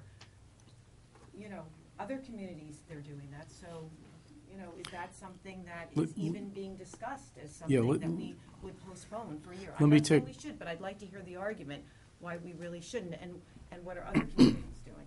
Let me take a shot at this. Very few communities have figured out a way to do it. Wellesley figured out a way to do it. They passed an override for the specific purpose of funding OPEB. Needham started putting money aside years ago at a very modest level and has ratcheted it up each year to where they're now, I think, at or close to their arc. Hingham, where I spent 2 years prior to coming here, we basically took it out of available revenue and ended up putting a couple of million in, free cash, money that we didn't anticipate and we had, and so we said, let's grab it, put it in. Now, you're going to pay it one way or the other. There's no question of that. The question is simply whether you're going to pay it on a pay-as-you-go basis, meaning every time a retiree retires, and then every time their retiree's health insurance goes up, you get the annual cost and you have to pay it. As Larry says, the problem with that approach, the pay-as-you-go approach, is it's ratcheting up by triple factors. 1, healthcare cost inflation index. 2, more people are living longer, so more people are retiring than are dying, so the retiree pool is getting bigger. And 3, we still have a flaw in the system that allows people to come in at a later date. We don't require day you retire, you're in or you're out. So we're getting more people coming in each year who don't have other alternatives or whose spouses lost their private sector plan. So it's growing by a fantastic rate. and you're going to pay it one way or the other. So here's the scenario. 2, 3, 4, 5 years from now, that annual growth gets to be such a big number that the kind of stress we're seeing here is nothing comparatively, because that number is astronomical. That $62 million is not an ephemeral figure somewhere in the distant future. That's a figure that's going to grow each year, and within 10 years, it will absolutely cripple us. The difference between us and a private business, what private business did is it went out of business. And so it said, we're not paying it anymore. We can't go out of business. So what will happen is you will see more and more active employees. We'll have to cut our workforce, reduce public services in order to pay the cost of the people who retired 20 years ago. It's a cruel reality, but not funding it is not an option. And by the way, not only does it get bigger every year, but over here, because we're not paying it and because it is now a part of the disclosure document for our debt service, you will pay a premium on your bonds. So you're double paying it because this is considered a serious financial weakness if you have no plan going forward. So even if you're AA plus like we are, and bonds, and let's say the market for AA plus trades at 3.2 right now, if you have no OPEB plan, you might trade at 3.9. And that's going to cost you $2 or $3 million over the life of a 20-year bond. So now you pay $2 or $3 million in interest you didn't need to pay, plus your OPEB's getting bigger and bigger. It is a train wreck. Can't do it. And it'd be easy for all of us sitting here to say, oh, well, because by the time this crisis hits, we'll probably all be retired, not doing this anymore. But the reality is we are acting in a phenomenally irresponsible manner as public officials if we allow that to happen. I think that's important. I mean, I know we've discussed this in the past, but we're talking about using the, at least one of the plans is for the meals tax to support that. And I think that's, the severity of not funding it is obviously, we're going to fund it one way or another. And so, I think it's important that we revisit that and make clear. The nice thing about the meals tax, too, is meals tax gets bigger every year. OPEB gets bigger every year, so there's nice connectivity. I have a procedural question. So we've got a consensus on the co-pays. The retirees, we agreed that we both have equal retirees, so it's not going to be just the selectmen voting? Are you, procedurally, is it a 10 Procedurally, it's just us. Okay, so it's just, so you don't really need our recommendation? Well, no, we just wanted your viewpoint, though. Okay. Well, So- no, we might. I Okay. just want to feel we might. I'm going to the next question. If we are all in I's and agreement, the T's. can we come back and persuade you? If we reach our cuts and we reach an agreement, then can we come back and persuade you all? Or it will be your vote? Well, I think no we matter- already agreed that we were going to do it, and we agreed based on the majority here, and I think the majority on your board, that we would do it over 2 years. Right. But he's going to find out the nuts and bolts about Right, it. that's correct. We May have to do it differently. In a final vote, this is just a straw. This is giving direction to the two gentlemen here to be able to take this, all this stuff to the next level and So the finish it. third, where are we with OPEC? We don't have that, I mean, we can give you our opinion, but it's not our vote, correct? We don't know, I don't know for sure yet what the form of the legal action is that's required to implement it. I'm told it's a vote solely of the Board of Selectmen, but I want to verify that tomorrow. But I think it's very important to have the consensus because certainly you'll be asked, by your employees. And so I think the consensus is very important to show the community this is something that there's general agreement on. So my last procedure, do you want the consensus from us so you know where we stand? I think we already have it. Everyone already said it. So we're adjourned? No. You were, They haven't asked us our consensus you were about 4-1 in favor of a 2-year phase-in. Yeah. Were we? And We were all in favor of the No. co-pays. Agreement of Plan C. 3-2? Yeah, Kate and Okay. Martha wanted. I Immediately. could go either way. I'm sorry, 3-2 for 2-year phase-in. Good if it's Right. 3-2. Gotcha. And the board was 4-1 for a 2-year phase-in. That's clear. The other two were all. There is mud. Right, so it's even worse. So, but it's all five are to anyway. straighten the mistake. Bring it back to So 50-50. then I would, Let me just if we're clear this close. up. So just so that we're clear, we agree that, given all that we reached consensus on, we're sharing a $262,000 cap, Correct? and that we will own 70% of that. Right, and that if the meals tax did not pass And we to will- cover the OPEB, that you and Kevin will be asked to try to find those funds to fund it this year, because it's so important. We'll come back with a plan. Right. And then also, didn't you want to know, We did that. all right, so I would support C, and I absolutely think that the meals tax is a must. Well, this has been productive tonight, folks. Is our Thank you. work done here? now? I think your work is done. You want to make sure that you adjourn. Yeah, you have to. Yes. But then you didn't finish, One quick second. a consensus on the meals tax from our committee. No, you don't have to. You You don't have to, okay. Well, No. I think there was a question, though, that Well, I'm for the if there was a consensus, it would certainly help, because it's going to take lots of effort and work between now and town meeting. And I think the town manager would like to know if there's consensus on the leadership of the community, right? The town manager would like to know what the heck you just did on OPEB. Because We just agreed. totally fuzzed out. Kevin, we agreed to move it over to the right for the meals, funded by meals tax. If the meals tax weren't approved, we'd have to fund it in the operating budget. You'd have to find another 100, and Right. Chris has to find another 200. So does that mean that the two boards are recommending the meals tax? Well, that's the question that's on the table right now. Okay, gotcha. Bruce, I'm So, Beverly, are you for or opposed? I'm for, and you were, Bruce was for. Before we do, we heard from the selectmen, you went first, so we have a 2 for, 2 against.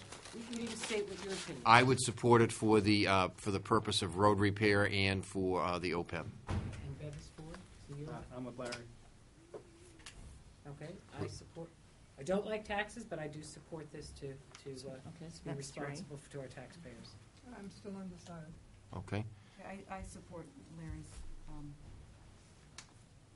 statement there about Using it for those. using it Designate.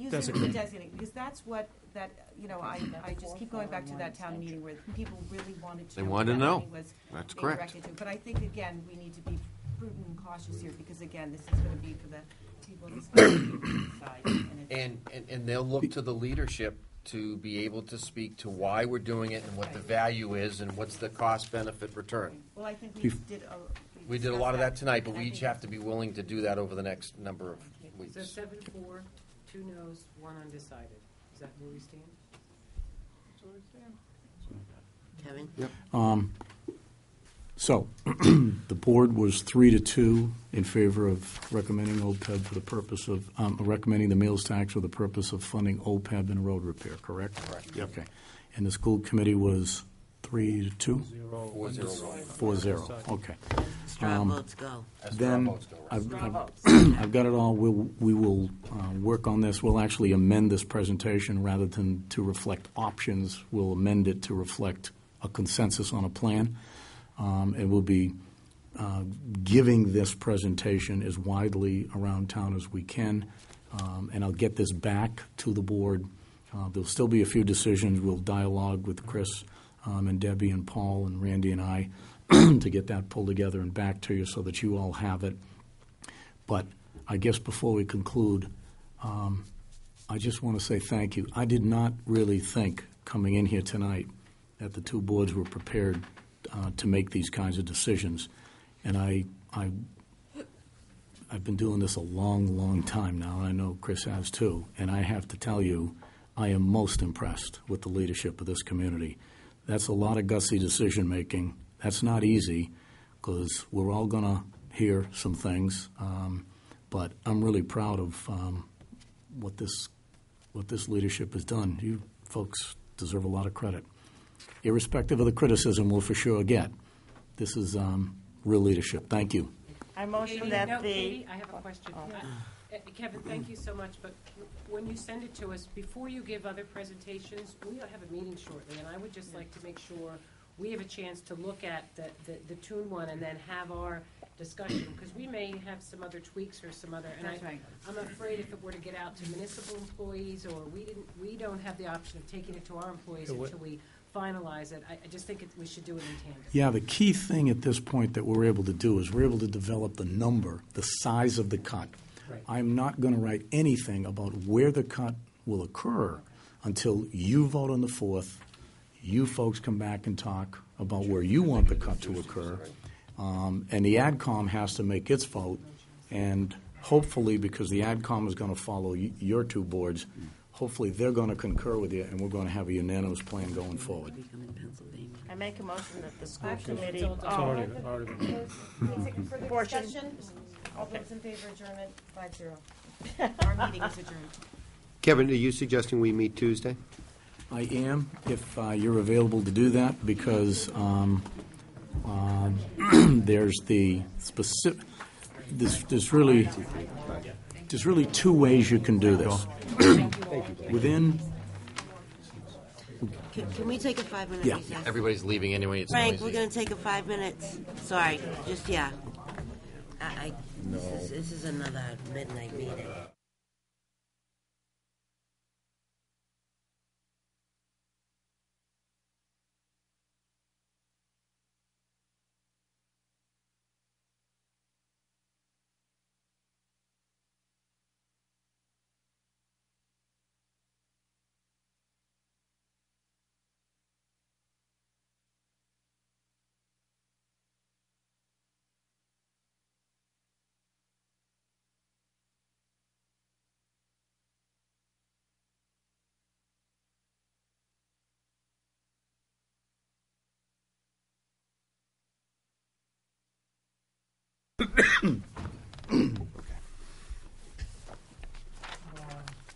Hey, welcome back, and just want to remind folks that it's now 2 hours off of our schedule. We were supposed to go into executive session, and it is pertinent that we get to executive session this evening. So let's try to move things along, Kevin. Yeah. couple things. First, if the board can meet next week, then we can do two things. Number one, Randy and I can take the board's votes tonight, work with the superintendent and his staff, get this list, get all the numbers put in the computer, find out exactly what the cut now works out to mathematically. And then I can send you a memo saying that. Actually, what I'll do is I'll put it into the PowerPoint. And then I will give you a separate memo that'll say, here's what I would recommend in order for, in terms of personnel reductions in order to meet that number. You can then meet next Tuesday night, discuss that, change it, alter it, do whatever it is you want. Lorraine can't be here Tuesday. What she could do is she could send the board her preferences in writing, call me, whatever form you want to communicate. I'll let the board know that. In the event you were to have a majority consensus next week, fine. Now I know what to cut. I can prepare the budget. I can tell that to the AdCom Wednesday night. Randy and I can get the budget done and in to the warrant by the end of the week. In the event you deadlock next week, there's 4 of you and you go 2-2, you know what Lorraine's preference is. You can't vote it because she's not here. I can still put the budget together on that basis, put it in the warrant, and then you can vote it the next week. We still get it in the warrant. We still get the warrant printed by the end of next week and out. The second thing that you can do is you can have your discussion on the executive session material that we were going to do tonight. And again, I can talk to Lorraine and get her feelings because there's some very specific issues. And I can get that from her and report that to the board so you'll have the benefit of where that is. And then you can do that discussion next week. My concern is if you try to start that executive session now at 11 o'clock, we're not going to be making real good decisions. And this is way too important to start at 11 o'clock at night. Can this wait till next Tuesday? Yes, it can. No reason in the world it can't. And I will tell the board, if you'd asked me early in the night if I would have accepted this outcome and the fact that we didn't get to executive session, I would have said yes overwhelmingly, because this I did not expect you would get done till next week. So this is a great outcome for a night's work. Well, that was your presentation, Kevin, and your team. I don't know what the heck you just said, but thank you, I think. You know, it is getting late, isn't it? It is. Yes, Lorraine. For the executive session, can that wait till the following week when I am back? Yeah, it could. It could. appreciate We are it. not under any particular pressure in that regard, so yes. Now, I will probably call around to the board and talk to you. Well, I've actually done a lot of that already, and I haven't had a chance to talk with you, Linda, because you've had some family events, and so have I. But I will sit down with you, and I've actually got a pretty good idea of where the board is individual on a one-on-one basis. That's not a substitute for you dialoguing together. Right. But in answer to your question, I think I hear what you're saying. You want the opportunity for the five of you to be together. I think you can wait till the 12th. I don't see any problem with that. And that would leave you, now, what I do, you're going to kill me. I still think you need to meet on the 5th because Right. you got the Right. whole warrant. Yes, exactly. And you do need to vote what's in and what's out because you may not approve everything. You don't have to necessarily take positions next week, but the warrant is going to the printer at the end of next week. So The 8th, right. you've got to tell me what's in and what's out, and only you can do that. And then secondly, if you want your recommendations to appear in a warrant, then you'd have to vote them that night because I can only put in what's voted by the 7th or 8th of April. Do we want to meet at 7 next Tuesday or earlier? Or Can we do 7? I just want to put Works it for in me. now so I don't forget it. 7? 7 works. Okay, so we'll make it for 7. And so the agenda will just be the Probably, update? probably will be update on the finance plan. Yep. And your discussion about the cut list, the warrant, and that probably will be it, and whatever action items have to be done. If they, okay. Okay, So next Tuesday, 7. next Tuesday at 7. Yep, Dick? Linda, are we really going to start a new topic I don't, tonight? I don't think we can get, I think that most of these things, if that's what you're referring to, Paul, I think that most of these things were just discussed, but Dick, what? Well, some of them, but, you know, I think that there's another part to this that was, Can I just ask a question before we Yeah, start? yeah. Can we do like a time limit on this tonight? Because, I mean, it is very late, and we've heard much of this before. Okay. well, there are other items on the agenda that weren't discussed. I mean, what do you think? Well, Dick, do we, You done with the meals tax, Dick? Do you have more? That's part of it. I had my mean- hand raised, but before you had the discussion and the consensus. Let me quickly, can 3 I to just, 5 minutes. can we keep it at 5, Linda? okay. You said 5 minutes? Is that what you said? Minutes. Okay. Okay. Just very quickly, A, B, and C, you know, the approach seems very astute in terms of the ability to deal with different things. But if you're presenting 3, as you have over television, the press will pick it up, the voter's first option would be the lowest of the 3. We now have to somehow sell which is the one which is most beneficial to the town, which may not be the cheapest of the 3. It's just a suggestion that we need some solid input in it, and separating the meals tax, I think, would do very well. On the meals tax, I think there's a whole bag of baggage coming with it that I think you need to understand. I went over this with Kevin briefly. Raise the meals tax, raise all the fees with the intern,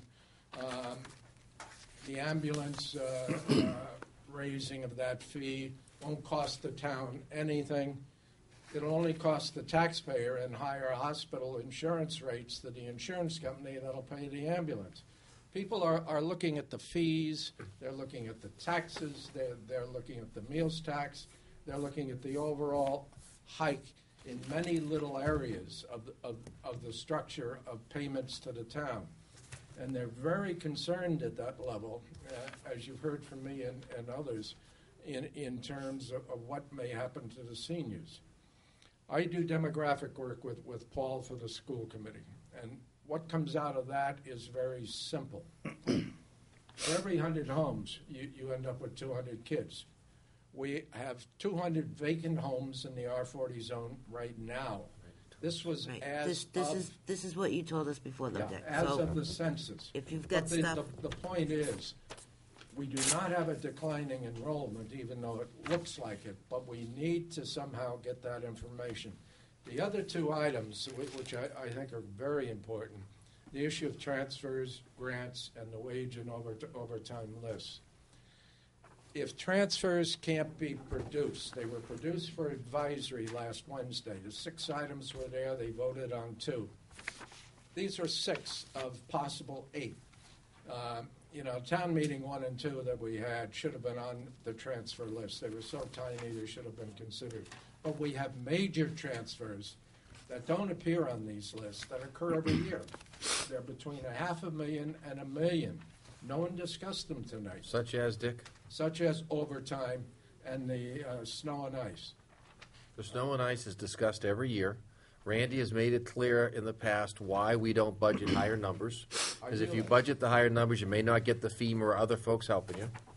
But somewhere we have to inform the voter and the taxpayer that there's between $500,000 and $1 million in these other accounts that you're obligated to somehow come up with the funds for at the end of the But year. Dick, at town meeting, there's a line item for overtime.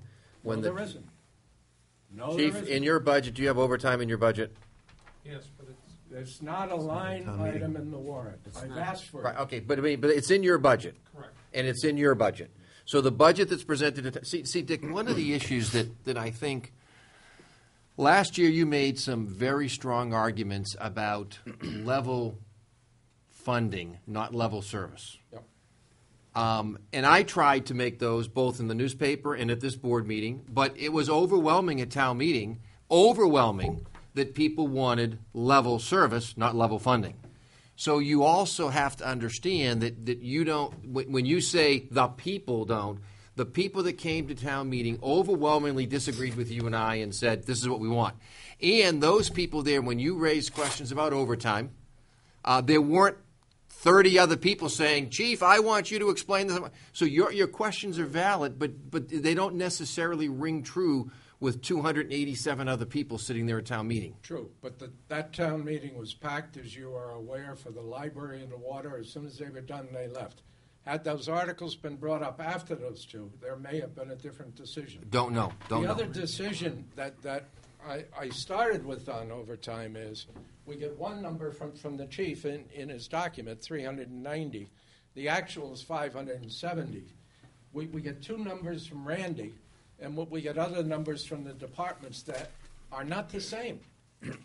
My question is, if we're spending an additional $1 million every year, it should be programmed and somewhat known at town meeting and around town, that this money just does not come from nowhere. It comes from other taxes that we pay in general.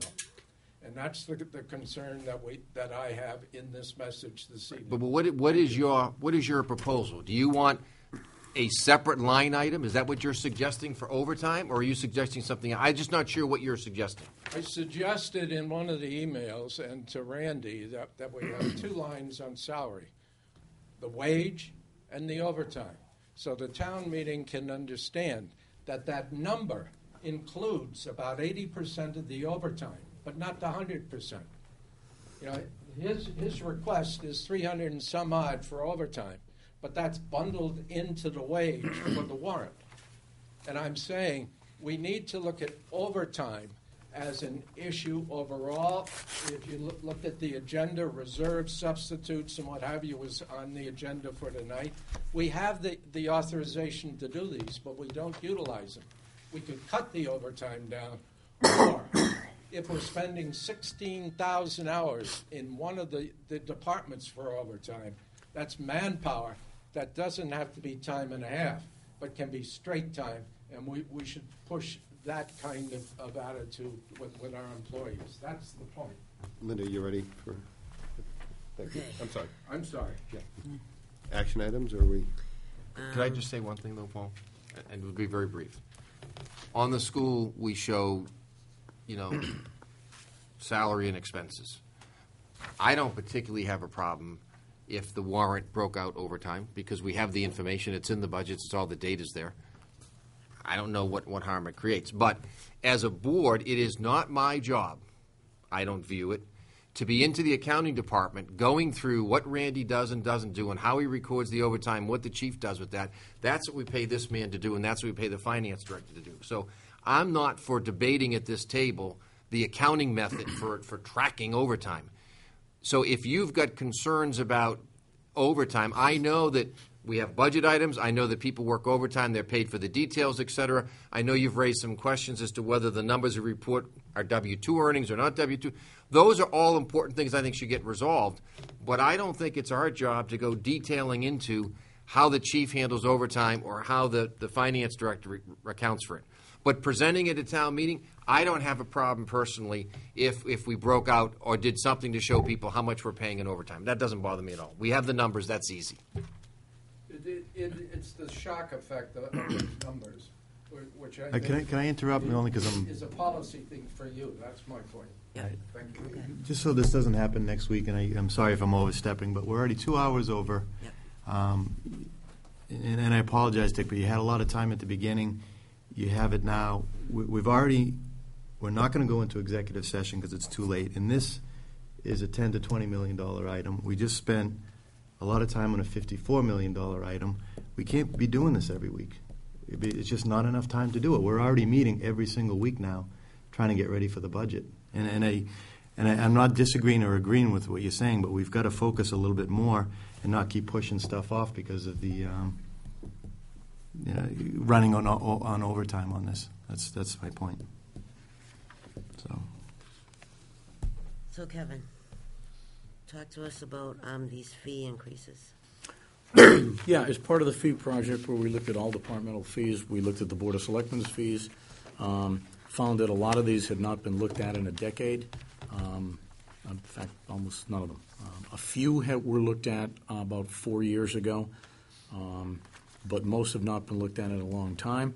So we did a rough and tough in terms of what does it cost us to process these fees. It varies fee to fee. The liquors, much more time because it's not just the processing in here, it's all the police work, and this is the revenue stream that pays for that. It's not even a close call. You couldn't possibly charge enough on fees to pay for the police work that we have to do. But we certainly thought that some increases were necessary. A lot of other fees, you see actually the majority of them, we did not propose for an increase because they're set by statute. We can't increase them. So, we proposed some increases, as you can see, and the big ones, the ones that actually have an effect, because there's not a lot of volume on a lot of these. The big ones are the 4 liquor licenses, and we've proposed those for $150 each on all alcohol, wine and malt, 7-day all alcohol, and $125 on 7-day, wine and malt. So you need a vote to adopt? The board has to take a vote. It's your vote, not town meeting. And I've got no power to do anything, obviously. Motion to approve the new the revised fee schedule?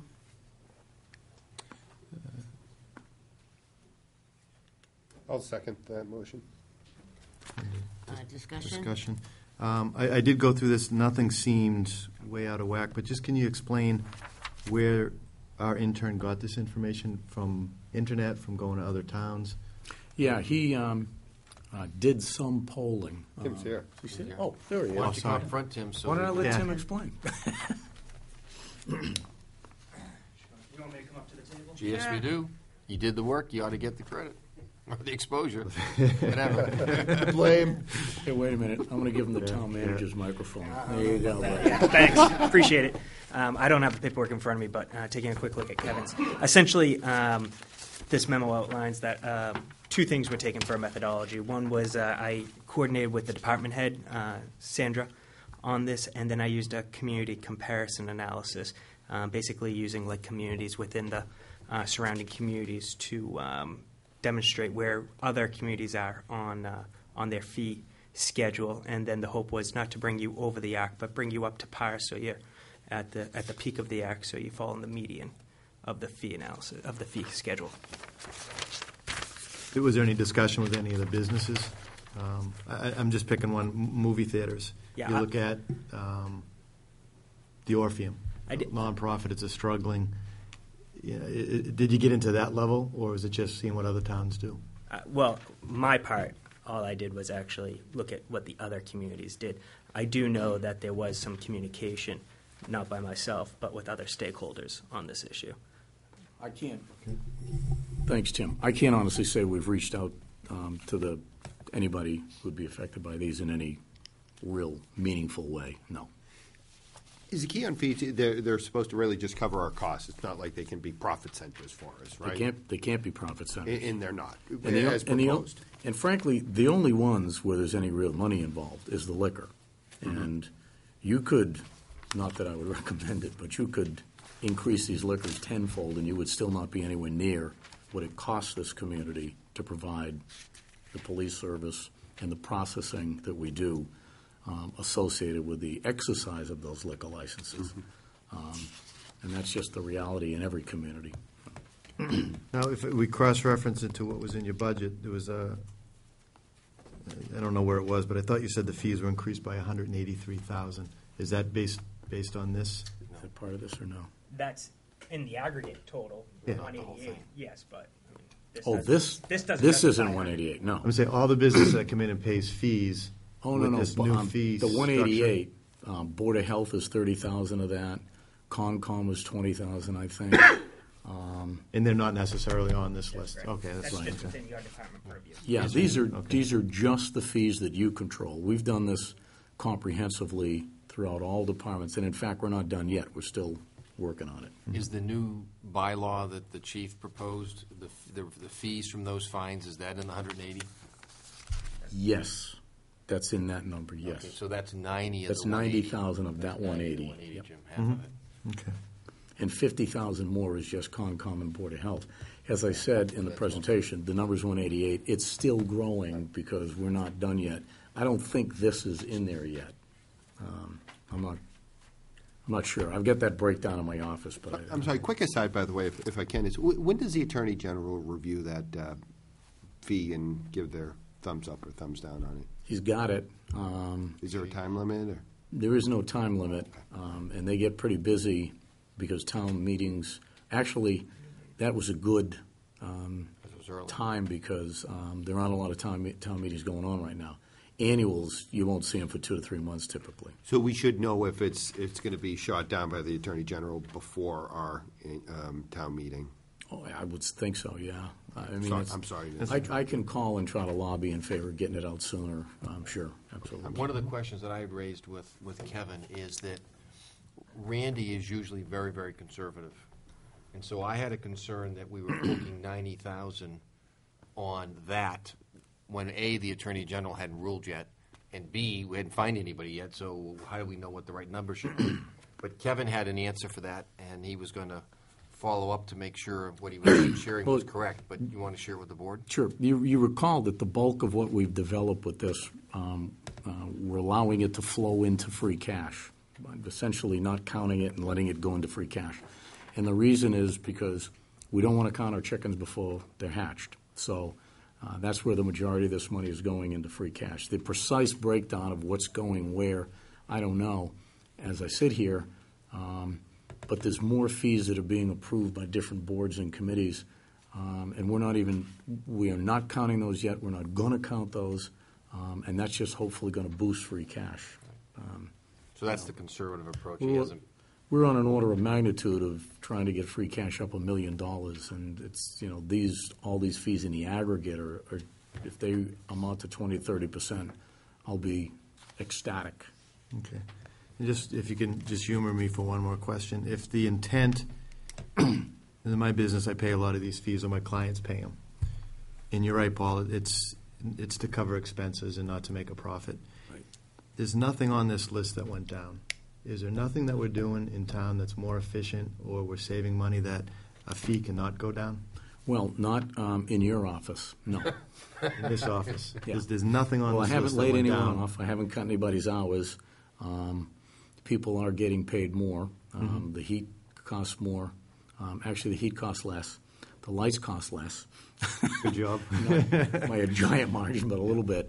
But most of the overhead is just going up. So, taking everything in the aggregate, no. Candidly, costs don't go down. Look what the benefits went up in the last year. Yeah. Healthcare and everything I else. wish I could tell you that was the case, but candidly, no. Okay. It's not. Can I, Fair enough. can I say something?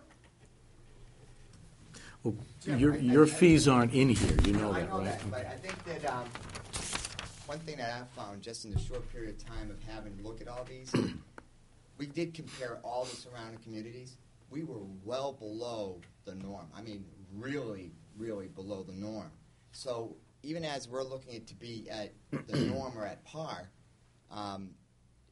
we're not really looking at what we're doing is if because of our health care and all these things being increased, it's the reasons why we're increasing our fees. Our fees haven't been increased in a long time, Yep. and I'm seeing that on the fire department side. And again, a lot of it is between, Tim's been working with Deputy Bagley and myself and the direction that we're getting from the town manager.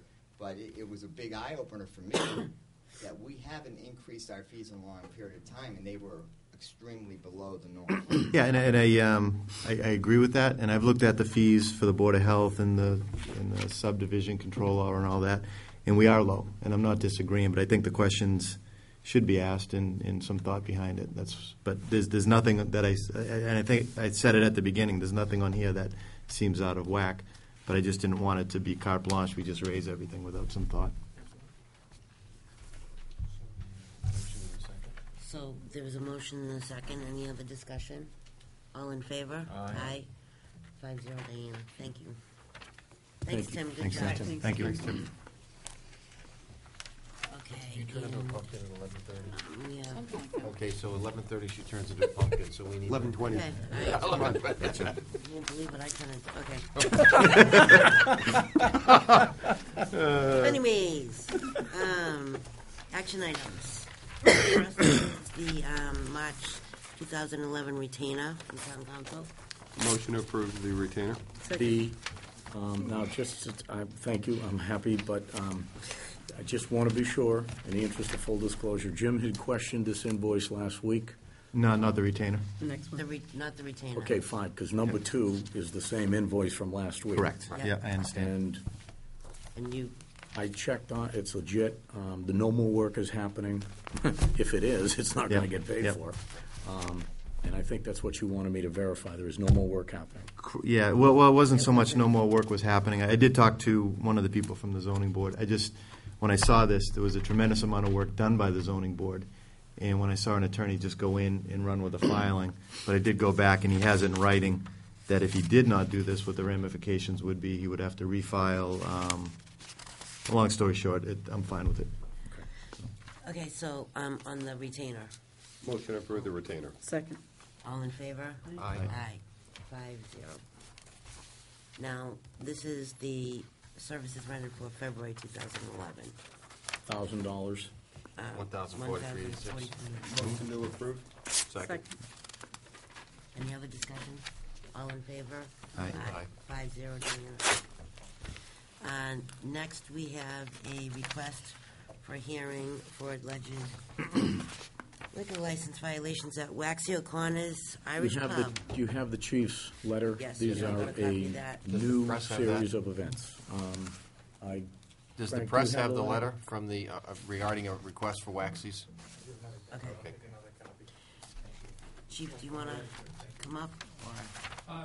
No, the letter is self-explanatory. Right. I met with town manager on the matter, and I know that town council has had an opportunity to feedback in regards to the investigation. So what we want to do is we want to schedule another public hearing. Correct. Your vote would be to schedule another show cause hearing related to these specific events. Mm-hmm. How long they've appealed the last thing we did? How long does that take to work through? I honestly don't know. It varies according to what the ABCC has as a schedule. Should we think it's months or? Yes. Months? I would say months. Months, okay. You won't get a hearing probably for a month and a half, and then it may happen, it could get continued. You may have multiple hearings. Gets taken under advisement. They rarely make a decision at the hearing, usually comes back later, so it'll be a while more than likely. So I guess let me just ask this question then. So in the event, so as we heard last week, in and out of the meeting, there were some violations. They have an agreement with the ABCC. They paid a fine in lieu of a suspension or something or other. We've got the piece on that. Then we did our piece. Now you're coming back with more stuff. So if this thing drags out for 3 or 4 months, and in the meantime someone is killed by a drunk driver, I mean, is there any way to speed the process up because of the safety of those involved? I mean, you look at your latest letter. I mean, I'm very concerned that someone is going to leave there and kill themselves or someone else. And I hate to see bureaucracy for months grinding this thing slowly before they take some action. Well, as a methodology to try and mitigate that, we've started a policy of having police officers assigned to detail there on Friday and Saturdays. Okay, excellent. As a stepping stone to hopefully bring some order.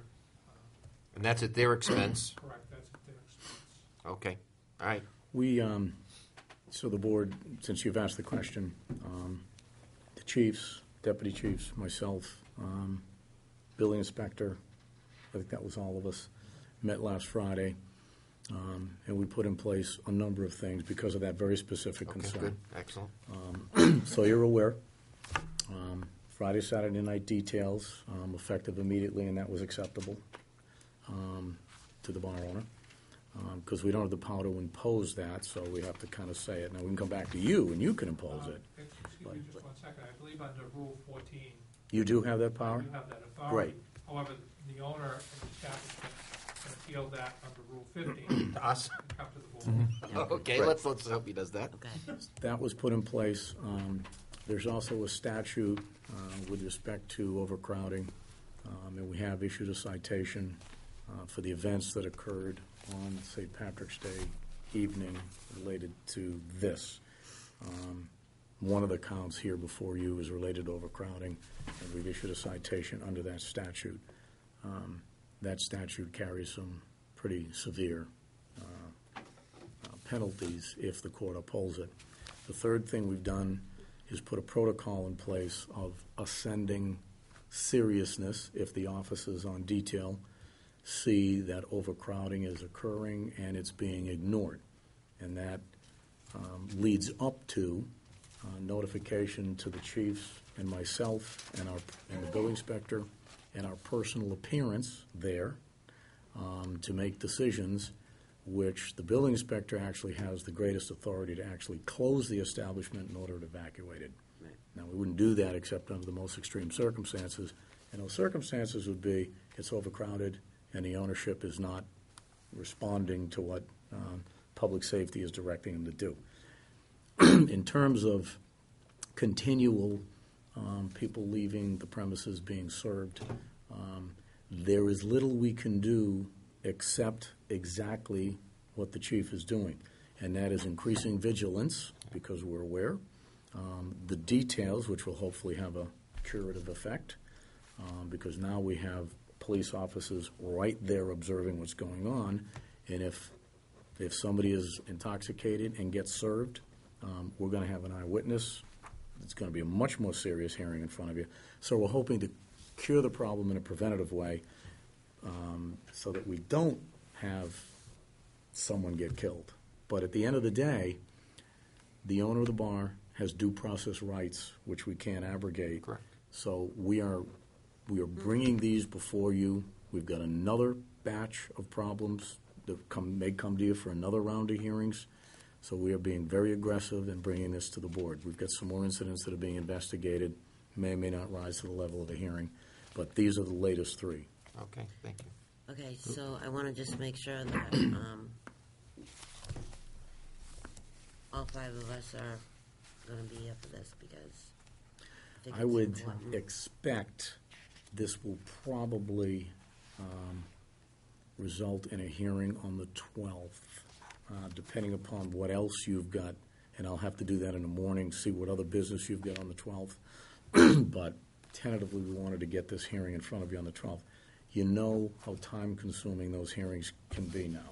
Yeah. So I don't want to put it on if you've got a lot of other business on for that night. But if you don't, then it'll be that night. I'm trying to balance the seriousness of the situation and the need for speedy action against, the reality. I can't overload your agenda and be here at 3 in the morning, so. And Larry, is that you can't be here on the 12th? I will not. I'll be in Dallas. I have a business trip I have to do. So depending on the agenda, maybe we can push it to the 26th.